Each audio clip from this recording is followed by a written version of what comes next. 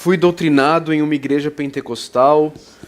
Hoje eu faço parte de uma igreja a pessoa escreveu semi-neopentecostal.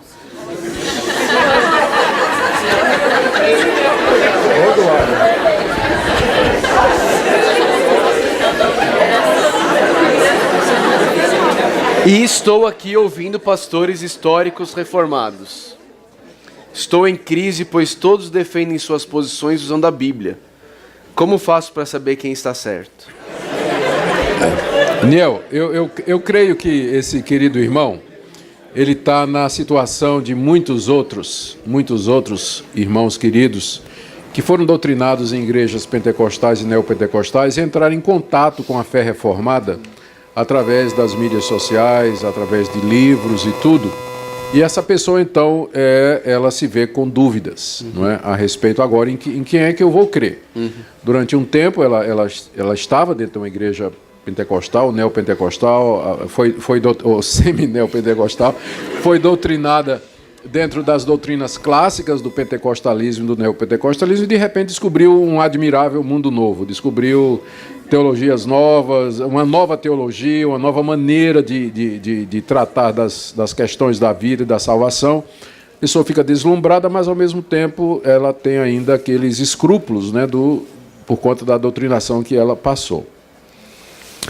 Eu penso que talvez a diferença fundamental entre o movimento neopentecostal e o movimento reformado é que o movimento neopentecostal dá muita ênfase à experiência, né, ao sentimento, à emoção. Enquanto que o movimento reformado enfatiza muito só a escritura e a ênfase na escritura. O tipo assim, não é a experiência que estabelece doutrina. O que estabelece doutrina é a Bíblia. Então, não é a Bíblia que vai ser julgada pela sua doutrina, pela sua experiência, mas a sua experiência tem que se submeter à Bíblia. Se não bater, você tem que rejeitá-la, por mais querida que essa experiência seja para você. Então, a pergunta é de quem está certo, não é? É você ver quem é que adere mais à Bíblia, né? Qual dessas posições procura estabelecer mais firmemente os seus fundamentos numa leitura simples, óbvia e clara da Escritura. E aí, então, você tira a conclusão. Mas, de cara, a boa parte do sofrimento dessas pessoas é exatamente porque elas foram acostumadas a buscar a Deus através das emoções, dos sentimentos e das experiências. Isso não funciona sempre.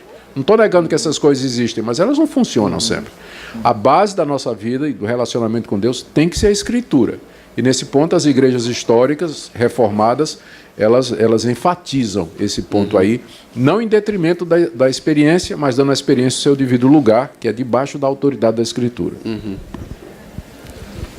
Você pergunta como saber, desculpa, se é verdade, né? De novo, eu lembro aqui lá se eu não me engano, é Atos 16:9, sobre os bereanos, né? Que ouviam Paulo pregando e depois eles iam conferir se o que Paulo estava dizendo era o que a Bíblia estava dizendo. Faz isso. Se você foi doutrinado e agora está ouvindo uma outra perspectiva, vá conferir nas Escrituras. Mergulhe nela. Olhe para as Escrituras, estude as Escrituras, e eu tenho certeza que você vai conseguir ter um entendimento, né, do que é certo, do que é errado. Faça como os bereanos, que eram nobres, olhavam para as Escrituras independente de quem estivesse falando, né?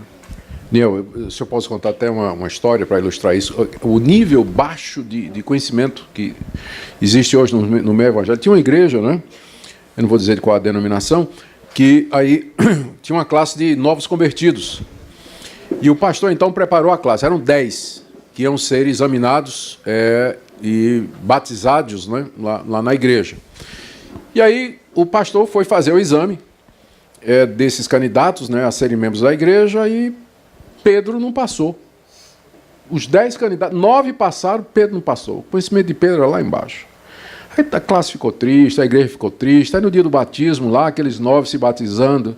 Aí, de repente, se levanta a igreja toda e diz: dá uma chance para Pedro, dá uma chance para Pedro. Aí o pastor: tá bom. Pedro, vem cá. Chamou Pedro lá na frente e disse: Pedro, eu vou fazer uma pergunta. Se você responder, você vai ser batizado hoje à noite. Tá bom, pastor. Pedro, diga o nome dos 4 evangelhos. Aí Pedro, Mateus, isso, Marcos, Lucas e João. A igreja toda se levantou. Dá outra chance para Pedro. Dá outra chance para Pedro. Ó, tá vendo? Nem caiu a ficha da turma. Tá vendo? Ó? Tem gente que não entendeu. Entendeu? Meu ponto é esse aí. Esse é o ponto. Tá provado o meu ponto. Mas, reverendo, isso me lembra uma situação de uma história também semi-neopentecostal. Sabe por quê?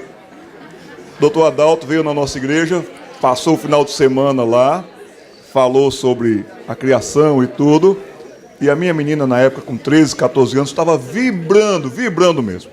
E nós dávamos uma carona para um Pedro. Pedro. E eu já vinha questionando Pedro sobre assuntos da fé. Eu fazia uns testes para Pedro. Pedro, você leu a Bíblia hoje? Ele ficava calado, desconversava para cá e para lá. E eu já vinha desconfiado que Pedro ia numa igreja moderna demais, tão moderna que não precisava nem de Bíblia. E aí, eu vinha notando que esse garoto, 14 anos, rapaz, não é possível. Eu vou fazer umas perguntas para você aqui agora. Olha, a Bíblia, para o nosso entendimento, ela é dividida em 2 partes. O Antigo Testamento e o... Ele respondeu, o outro.